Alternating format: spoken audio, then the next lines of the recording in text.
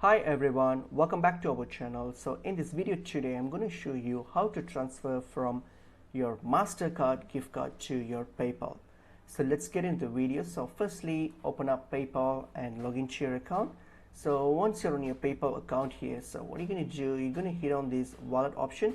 So click on your wallet option, and once you're on your wallet option here, simply select link a card option. So click on link a card, and then this will prompt you with this screen here, this page where you go to plug in the details of your Mastercard. So under card type, select Mastercard, and then here next just fill in the details of your Mastercard gift card and then hit on link card. So once you have linked this card, then you'll be easily able to transfer from your gift card to your PayPal. So your gift card will be your funding source. So just keep in mind that this option, this method might not work on some cards, depends on the type and the issuer of your gift card. So just give it a go and see if this works for you.